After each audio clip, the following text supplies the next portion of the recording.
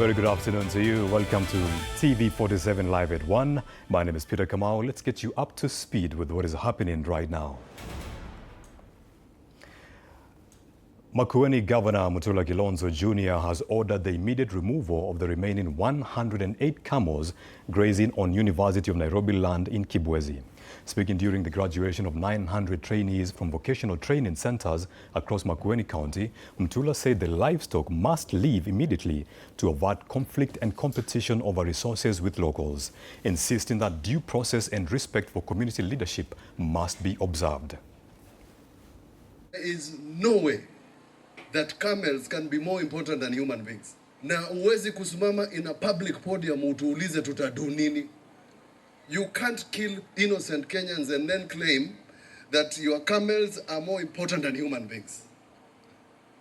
Hata zile ziko Kibwezi zitolewe zote. Because they have not sought permission from Makueni County to bring camels to Makueni. Na mifugo na camels can't eat our food. How? Na naongea tu mbaya. President William Ruto is on a development tour in Olmoran, Kirima, Laikipia County. The president has been accompanied by a host of allies. Now, let's cross over to Laikipia and listen in. Nawauliza watu wa Laikipia, tunaelewana? Kuna watu wengine wanataka kutuletea fitina, wanataka kutuletea matusi, wanataka kutuletea ukabila, wanataka kutuletea chuki, wanataka kutuletea migawanyiko. Hawana agenda, hawana sera, hawana mpango, hata akili hawana, wanataka kutusumbua. Nyinyi watu wa Laikipia mnakubali hiyo maneno? Mnakubali hiyo maneno? Mnasema tuendelee na kazi, tujenge barabara, tufanye SHA, tuunganishe stima, tujenge masoko, tujenge hostels, tuendelee na housing. Hebu nione wanasema tuendelee na kazi. Laikipia hoye! Sikizeni ndugu zangu watu wa Laikipia. Tunaelewana? Wale watu walijaribu kushindana na sisi wameshindwa. Wameshindwa agenda. Wameshinda mpango. Wameshindwa sera. Wameshindwa agenda. Sasa yao ni matusi. Yao ni kutuita majina. Ati ile kazi kubwa wamefanya. Ati ni kutafutia mimi jina ati Kasongo. Hao watu ni mafala bwana, wako chini sana. Ama namna gani? Kwani mimi nauliza nyinyi watu hapa Laikipia, hata mtu wa kutafutia jina hajajenga barabara, hajaunganisha stima, hajui watoto wanasoma namna gani, hajui usalama inapatikana namna gani, agenda hana, mpango hana, ni matusi, ni ukabila. Huyo ni mtu wa kuchagua hata awe kiongozi wa kijiji. Laikipia, mnasema tuendelee ama tuendelee? Tuendelee ama tuendelee? Kwa sababu tumewashinda na mpango, tumewashinda na agenda, tumewashinda na sera, tumewashinda na akili. Ati sasa wanatuambia ati hata tujenge barabara, ati hata tuunganishe stima, ati hata tujenge masoko, ati watatushinda. Watatushinda namna gani hawa watu? Kwani wanaona Wakenya ni mafala? Mimi nauliza nyinyi, mimi nawauliza, si nyinyi ndio mnachagua MCA? Si mnachagua mbunge? Gavana mnachagua? Rais mnachagua? Mimi nawauliza, saa ile mnachagua kiongozi, mnachagua kwa sababu ya sura ama kazi? Kwa sababu ya matusi ama kazi? Kwa sababu ya fitina ama kazi? Kwa sababu ya ukabila ama kazi? Si ni kwa sababu ya kazi? Hebu nione wala anasema kila mtu achaguliwe na kazi yake. Tori inaisha bwana.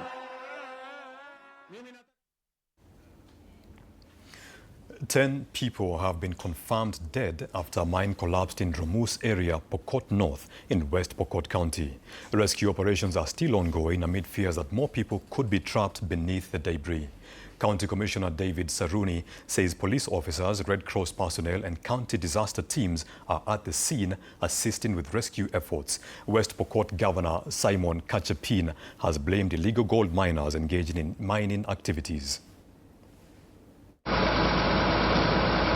Kuna habari kwamba kati ya watu 8 na watu 11 wamefariki, lakini nafurahi jana tulituma ambulance ya county 2 na iliweza kusafirisha wale walikuwa wamejeruhiwa na wengi wametibiwa pale Kapenguria na wako hali mzuri. 5 patients were brought in yesterday evening after being involved in a gold mine accident.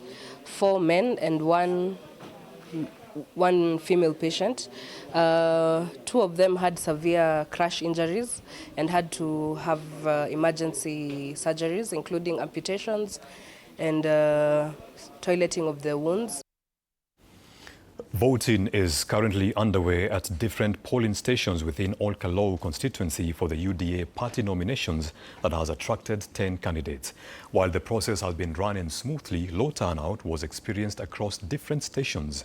Residents claiming that the low turnout was a result of changes made on the voting day, saying that making on a weekday has disadvantaged many who are farmers and business people. Security has been beefed up across all polling stations amid fears of interference from rival groups.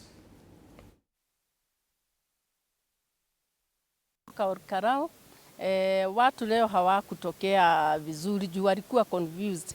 Walishindwa kama watokee leo ama ni kesho juu watu hawezi wakaona hakuna uchaguzi ushawahi kuwa mara mbili. Saa wakashindwa watokee ama watokee kesho juu wananchi hawakuelezwa vizuri vile watakuja kufanya. Sasa wanashindwa kuna uchaguzi ya mara mbili.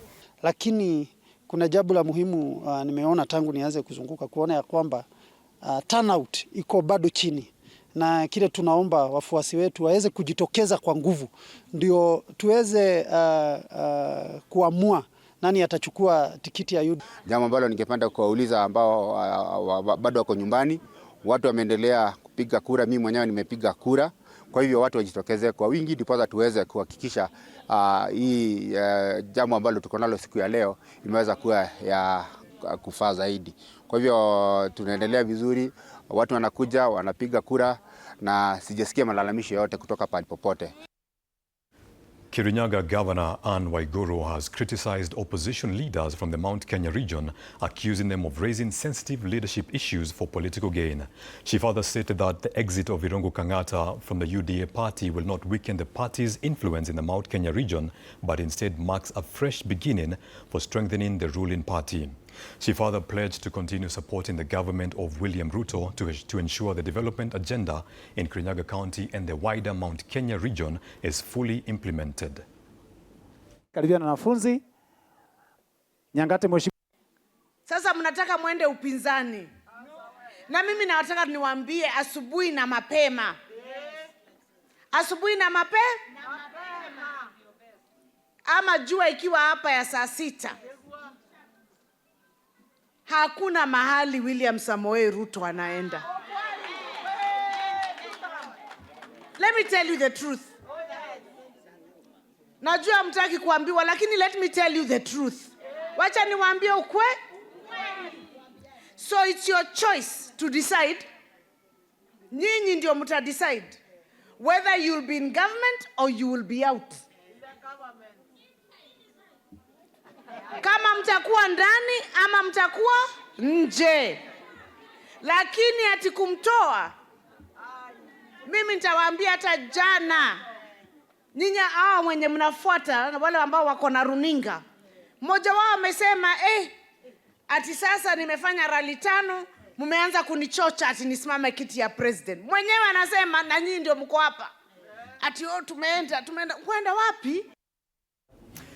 The youth in Bungoma County have been urged to avoid the misuse of social media and instead embrace digital platforms as tools for creating jobs and improving their livelihoods. Speaking in the Gelwa Bukembe West Ward during the launch of a digital center established by Ward Representative Anthony Lusenaka, Bungoma Governor Ken Lusaka said the facility marks a new chapter for youth empowerment and economic growth in the area.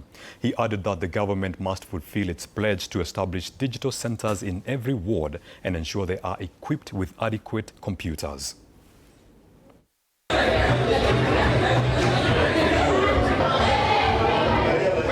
Tunataka vijana wale watakuja hapa kutumia center hii, watumie kutafuta nafasi za kazi, watumie kufanya vitu ambavyo vitawapatia manufaa katika maisha yao. Hatutaki vijana wakuja hapa kutumia kutuzi wengine ama kutuzi viongozi. Hiyo itakuwa lengo ambalo tuliweka hii center hapa. Kwa hivyo we want them wakuje, iwasaidie kupata kazi na kuangalia nini inaendelea katika ulimwengu wetu wa sasa. This is exactly what we want to happen in all the wards, that people can sit down, identify what they want, and then as a county government will be able to fund them so that we transform the lives of our people. So this is one of the transformative projects that we have in our county, and I'm sure that even being on the highway, we are going to see a lot of traffic coming here, and this is going also to transform this became Ndengelo market into something bigger than what it is today. So mine is just to say the evolution is working. So the lengo la kuanzisha hii resource center ilikuwa ya kwamba nilikuwa na run mentorship programs baada ya kura ya 2017 na nilikuwa nafanyia kwa nyumba yangu. So nilikuwa naona iko inconveniencing kwa sababu uko na watoto na wanafunzi alafu wageni wako pia wanaingia. So program inakuwa interrupted. So that is why tulikaa na marafiki zangu tukaona the only way kusaidia wanafunzi ni kujenga mahali iko permanent penye wanasaidika. Hapa it is one of the places ilikuwa earmarked kama digital hub ya Bukembe West. Na vile mnajua rais alisema mikakati kishawekwa, mijenge kiwekwa, national government itakuja kuequip na computers mahali kama hapa.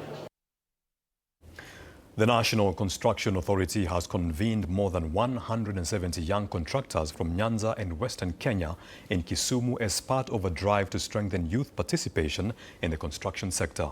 The program focuses on contractors in categories 5 to 8 with sessions on training, access to financing and alignment with county planning policies.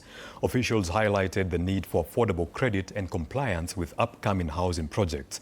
The initiative is part of a wider effort to raise standards in the construction industry and provide youth-led firms with practical skills and networks. We are on a mission to build the capacity and also give them opportunities where they can be able to develop their businesses. In terms of capacity, realize that if there are what we call 6 M's. 6 M means materials, machines, manpower, market, and money. It is important that when one is built that capacity, he can be able to perform the work well. And so in terms of training, also we're trying to teach them how to do a better way of construction, how to follow standards. We also have the building code 2024. That is a guidebook that is guiding these contractors doing their work. We do know that contractors face a number of challenges. Yes, financing is available, but what we notice is that it is not quite affordable. And therefore, Youth Enterprise Development Fund, being a government agency, is here to give them a variety of options within which they can be able to access finances, be it LPO for financing of the businesses, or products that are tailored specifically for youth contractors, which they can be able to access. And within this forum, we are now able to feed them with this information. We are taking a short commercial break. We'll be right back after this.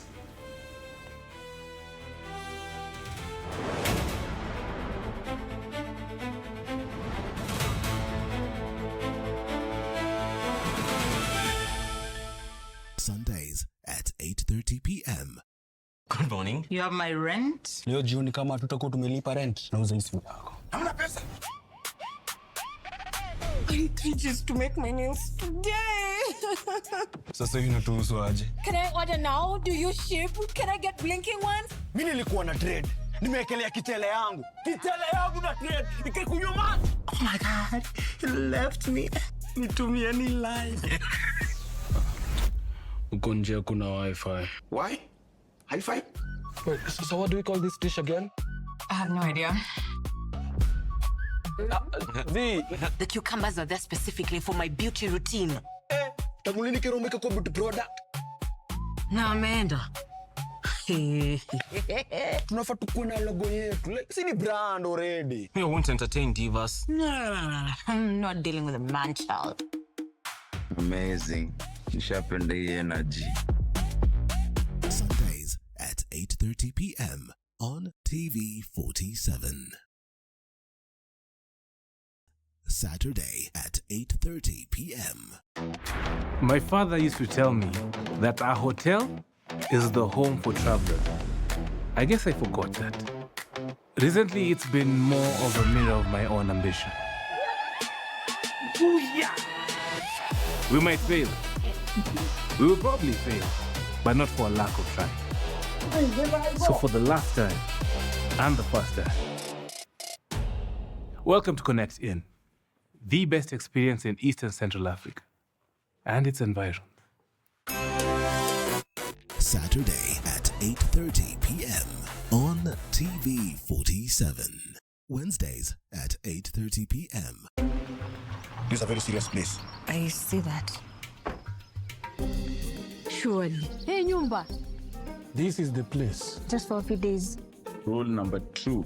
Kwani Google inajua maisha yangu wewe? That's my seat. It's a chair. It was hers. You're new here.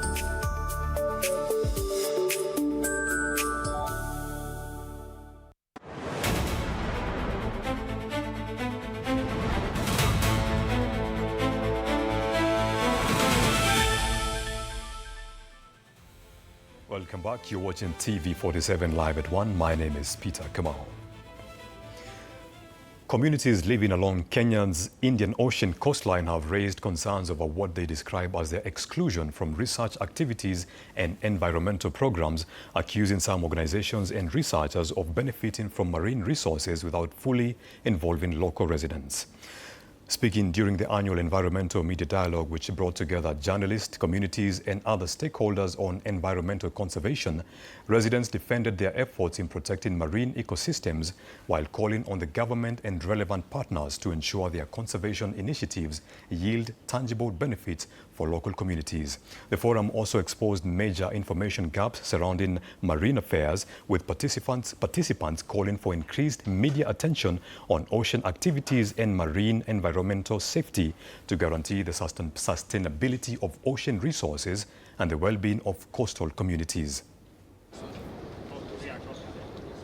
Yale malengo hasa ya zile CBOs za kuconserve marine area hawajazitambua, na sisi ndo ambao tunalinda mfuo wa bahari, tunatengeza corals kwa kuleta uhai wa baharini. We found it necessary that our journalists who are based in the coastal area should be able to understand what the community are saying in terms of the environment. Juzi tu tulikuwa tukishughulikia swala la nguva na tulizunguka tukapata wazee ambao walitupatia information muhimu sana kuhusiana na nguva, information ambayo haiko. Nyingi unapata labda mwandishi hana hiyo knowledge ama ana hiyo background ya kucover environmental stories, so mara kwa mara tunajaribu kuwapa mafunzo tukishirikiana na washikadau ambao wako sekta hiyo. Kutokana na tatizo la uhaba wa samaki, kutokana na tatizo la uchafuzi wa mazingira ya bahari likawauma,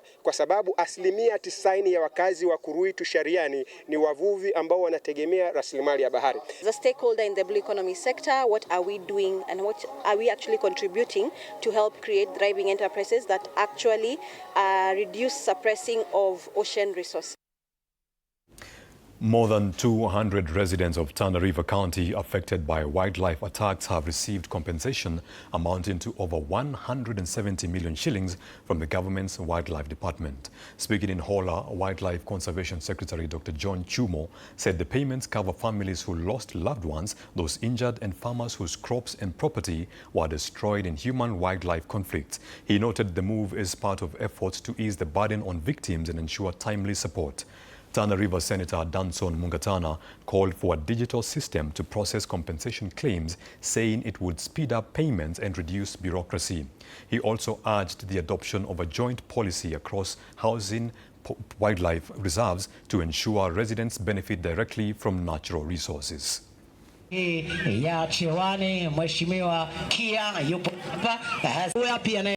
want a digital filing system for claims so that everything is done online and claims are processed very fast.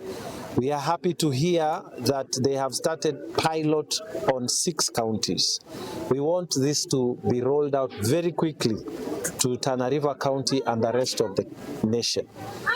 So we want this to be a general policy, not a political decision. We want it to be a general policy that if a county has a conservancy, a county has a national park, they should be able to get money directly from the money that is being paid for people who come there.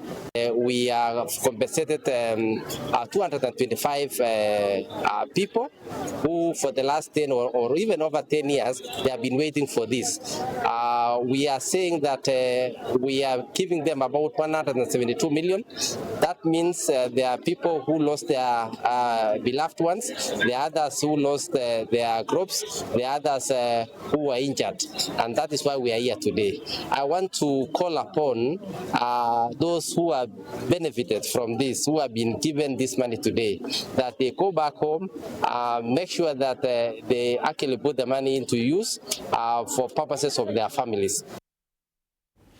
Women leaders from Murang'a County, led by Land Cabinet Secretary Alice Wahome and Maragua MP Mary Kamau, have slammed County Governor Irungu Kang'ata for declaring he will not defend his gubernatorial seat on UDA party ticket.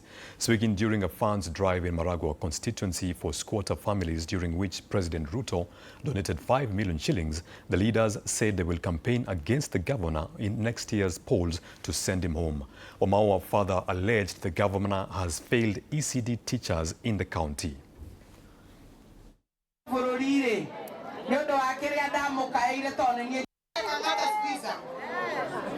Ulikuja dakika ya mwisho kwa serikali, kwa chama yetu ya UDA. Ulikuja Januari 2022 na ukatuomba ruhusa, ukatuuliza tukupatie support na hatukuwa na vita na wewe. Sasa umeondoka, mbona ujaribu ati kuondoka ile rais amekuja hapa Murang'a, wacha kutuambia hutasimama na UDA. Wewe jipange na sisi tujipange.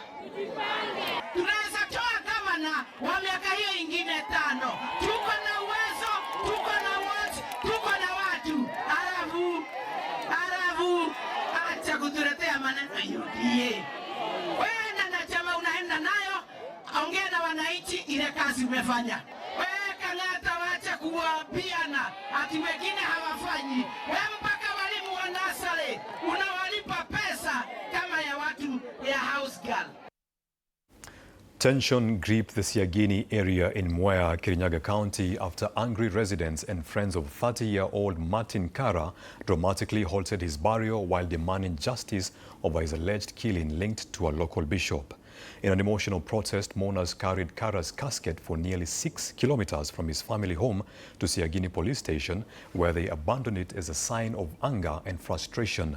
Residents accused a bishop from Ambassadors for Christ Ministry Church of allegedly hiring 3 men, including 2 of his cousins, to assault the deceased last week, following accusations that Kara had stolen a 90-kilogram bag of rice and a chicken from the bishop's homestead. The furious crowd later buried a banana stem instead, insisting that Martin Kara would not be laid to rest until justice is served. Residents questioned why the bishop had not yet been arraigned in court, vowing to continue protesting until those responsible are held accountable. Mwea West Sub-County Police Commander Millicent Ngugi confirmed that the suspect had been arrested and remains in police custody awaiting arraignment after investigations are completed. The incident has left the village in shock, with residents maintaining that Kara's burial will only proceed once they are satisfied that justice is being pursued. Tusike mwili na pasta wetu anja kamatwa, anakula, maisha yake iko poa, na kama ningekuwa ni mtu kama mimi saa hii ningekuwa ndani. Kwa nini anja haweko ndani? Lakini sisi kama vijana tumekataa azikwe kwa sababu hatujaona haki yake. Amekufa bila haki, kijana mdogo wa 30 years ambaye hajaanza maisha na ni kijana mdogo. Tumekasirika juu ya huyu bishop, aliua mmoja wetu, na tulibeba mwili kutoka kwenye ilikuwa na tumezika hiyo shimo, tukaileta hadi police station, na tunataka justice ya Martin. Na sisi kama polisi tumeweza kufanya kitendo chetu, tumeshika mshukiwa ako katika cells zetu.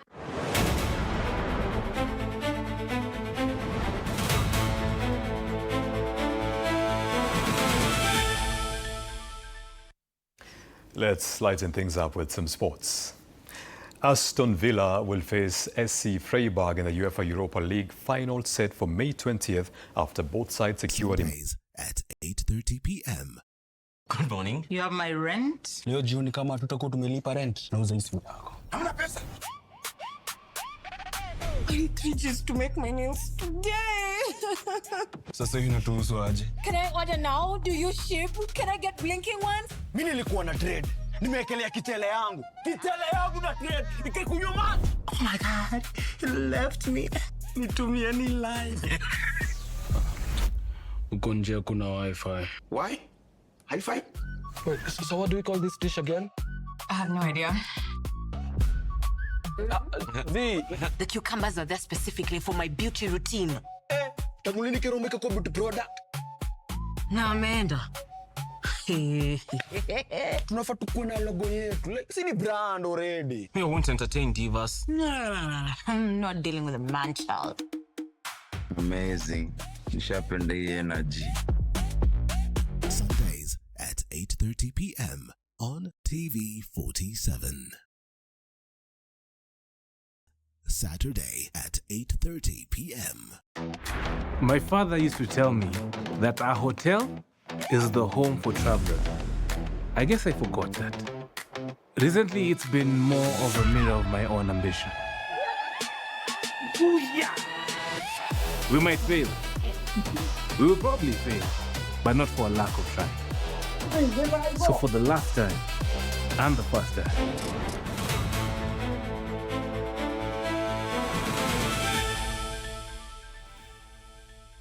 And that's a wrap on the 1 p.m. bulletin. Thank you so much for staying with us. My name is Peter Kamau. Enjoy your afternoon.